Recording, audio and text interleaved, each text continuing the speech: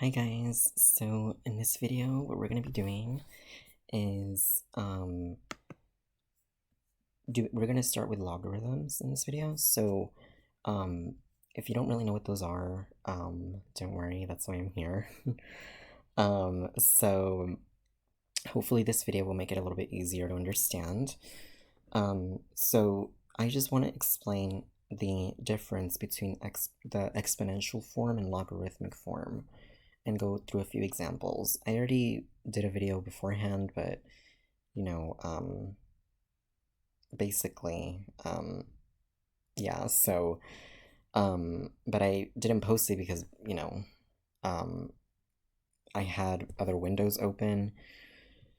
So, in this video, I basically kind of already went over some examples. I'm just gonna go ahead and go through these, just so you guys can understand exactly what's going on. So you have two forms here. So log base b of a equals y. I usually like to write it this way only because it's a lot more simple. So if you basically, I like to write it in this form. What this means is that, it's kind of a law. If you kind of, it's a property. So you would write, so if, let's just say we had something like 9 squared equals 81. If that is of the form b to the x equals y, and I can color code this, so I can say that b to the x equals y, okay? I can write this in logarithmic form. The logarithmic form is log base b of y equals x, okay?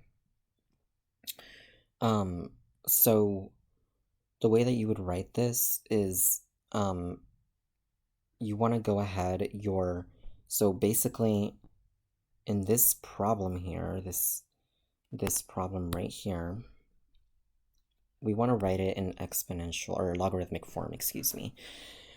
So, it's really not that hard. You just have to know the pattern of how it's written. And it takes a little bit of practice, but it's not really as bad as it's just rearranging the numbers and using log. Okay, so here our b is 81, so we can write b is, or sorry, our b is 9. This part is 9, okay?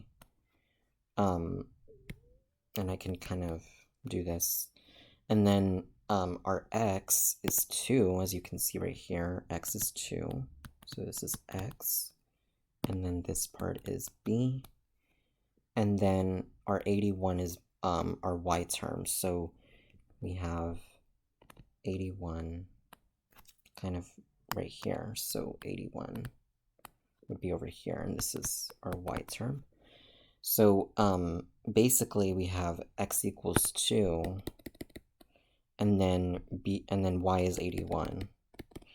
Now you would say log base, and your base is 9, so you would say 9 base 9, and it's a little subscript right here, and then parentheses, and then you would put your 81 right here, and that's equal to 2, okay? And of course you can write it without color coding. You can just say log base 9 of 81 equals 2. So that's kind of how you do it for that example. There are other ones that are a little more complicated, such as, for example, if I say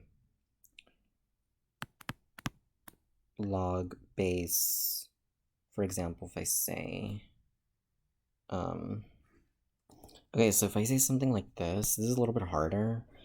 Though another way you can think about it is when I get my b, so of course, you can always memorize this formula here.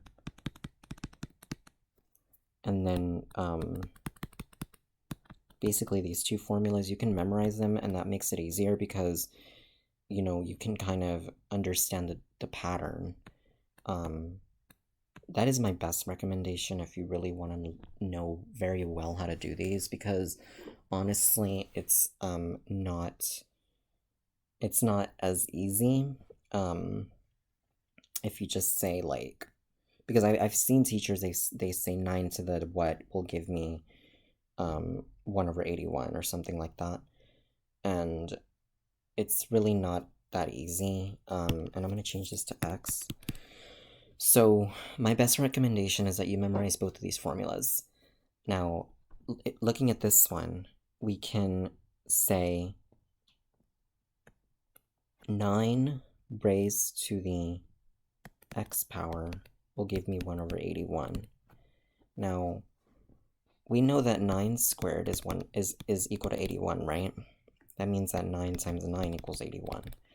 But that does not give us 81. That gives us, you know, or that doesn't give us 1/81. It gives us 81, right?